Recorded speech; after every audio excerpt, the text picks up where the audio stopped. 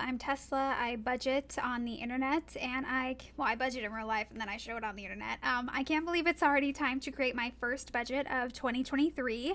I'm feeling good about 2023 and I'm excited to reflect on 2022.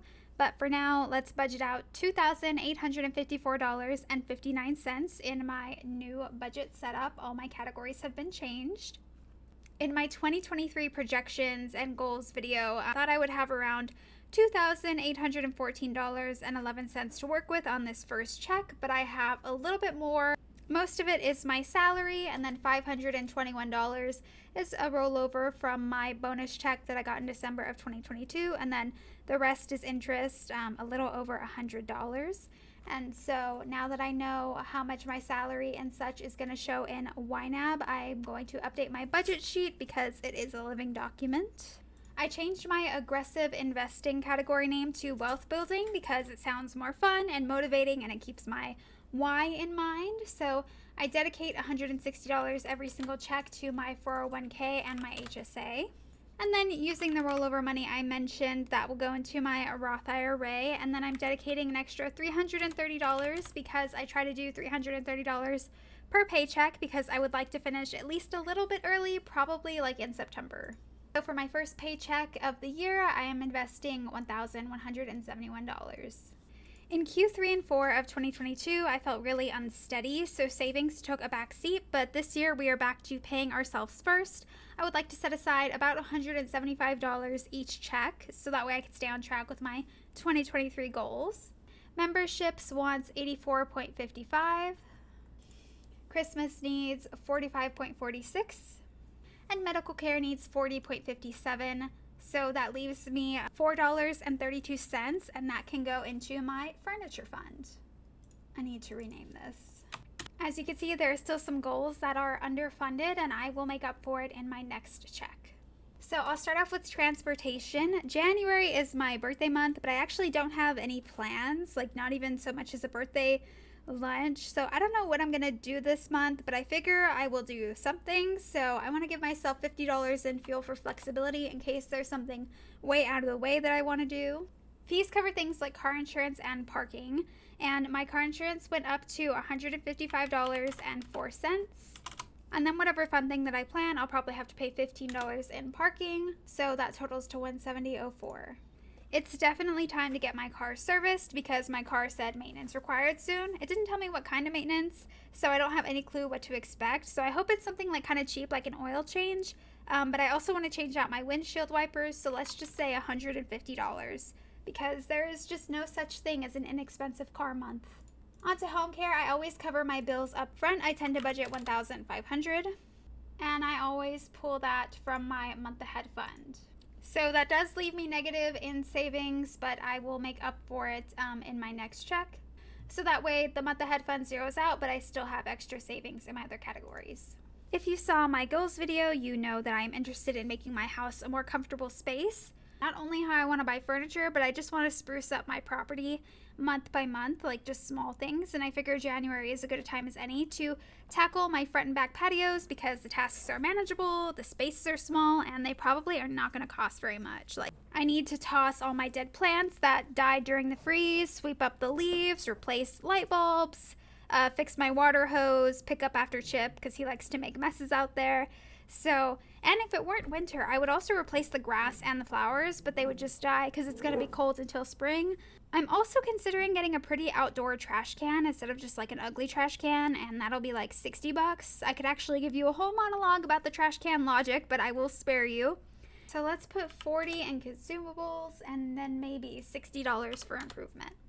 That's a total of $1,600 possibly spending for this month. On to food. Even though I don't have official plans with anyone, I'm going to take myself out on a date. So I'll probably just need $75 for groceries or whatever, but I want to treat myself to a nice brunch with mimosas or maybe get the expensive fajita plate with some margaritas. I mean, I'm not really sure, but I'm pretty sure that even if it's just myself, that's going to be like $50 if you like appetizers, which I do.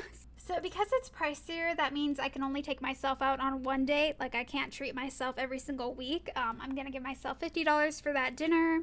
Then hopefully other people will also take me to eat for my birthday, because like that's like my favorite thing. Like either give me money, give me food, or do housework. Like those are my three things that I care about. Up next is junk food, and I want to prioritize that when I do go out to eat, it's something worth it and not just crap. But I'm not gonna entirely eliminate it because I want to be honest with myself. And so I think like $25 should get me, you know, some couple meals from Chick-fil-A, like if I need to go out for lunch. I usually put 15 in toiletries for personal care in case I need more sleeping pills or just for whatever comes up. And then for appearance, I am going to get my face threaded, and that's $28. And then I have my next Osea skincare payment. That's $44.71. I'm also considering gifting myself like a facial or something, but for the first half of the month, I'm going to keep it minimal and just see where to go from there.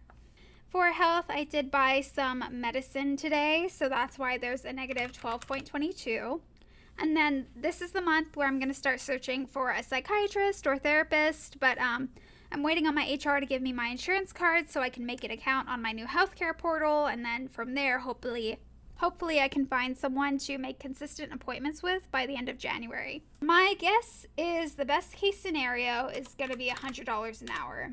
So like $100 a month. Hopefully it's not more than that. It might be. And if it is, I'll figure something out. But as far as being able to flexibly spend on that, $100 or less is what I'm hoping for. For presents, honestly, the only person who should be getting gifts this month is me. I do have some relatives who have birthdays this month, but they're not important. I'm important. It's okay. I forgive my family members for having birthdays the same month as me, trying to take the attention away from me. It's okay.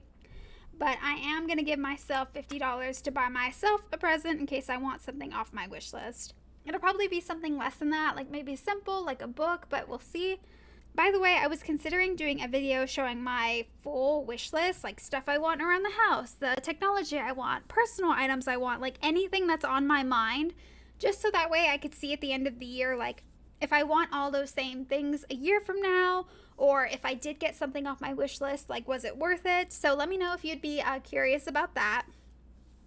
I've been visiting my family over the New Year's holiday and bought someone food, so that's already spent. But then I also like to give $25 a month to charity, to St. Jude's, and that'll automatically happen every month. It's only $25, and then in my second check, another $25 can go to just those in need and not a particular organization. For pet care, when I visited my dad, Chip got fleas. He's on flea medication, so I think he's okay, but I still want to give him a flea bath anyway, which means I need flea shampoo, which hopefully will not cost more than $10. As for entertainment, I did actually go see The Whale, super sad movie, very heavy emotionally. But another movie I want to see that I did not think I was going to want to see is the new Puss in Boots. It has a really high rating on Rotten Tomatoes, so I think I'm going to go see it, just see what the hype is about. I try to go to matinee shows to get the cheaper ticket, and then I usually get the kids' popcorn size. I may also want to see a local play, or if something comes up organically, I want to have the flexibility to attend it. So let's see what happens if it's another $45. Okay, so $60. Yeah, I think that's good. One of my subscriptions went through, my storage for my phone.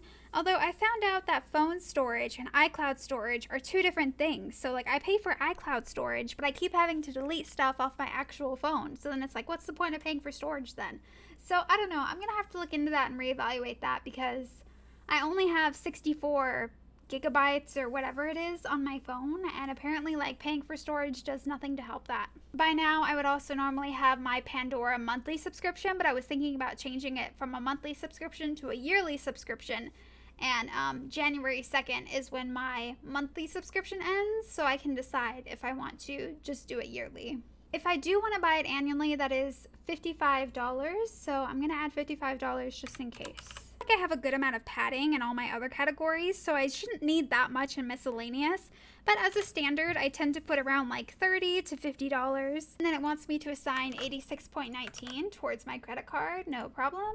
So the $344.44 can go right back into the month ahead fund, so that way I have to dedicate less of my next check to it. I've already started looking at this chart because a lot of my expenses go through on the 1st, and it's so weird to see it like this instead of set out between wants and needs. But I think I will like it. We'll see how I feel 6 months from now and at the end of the year. Otherwise, my budget is all set up and ready to go. The only thing that sucks about doing a fresh start every year is that the starting balance is super high, and that is shown as like income, even though it's not really income to me. Like, I didn't do anything new to earn it. I guess I could take it out, couldn't I? No, I can't take it out. You can't get rid of starting balance here. Anyway, it's gonna be a long time until my salary outweighs my starting balance this year. Anyway, this is my budget for the first half of my birthday month. I'll probably be a little more generous with myself in the second half because my birthday is not until late January anyway. All right, well, Happy New Year, y'all. I hope you have a good month and a good rest of the year and that you feel confident and all set in your goals. You will see me in my December 2022 budget wrap up and then my 2022 year and goals review. Okay, bye.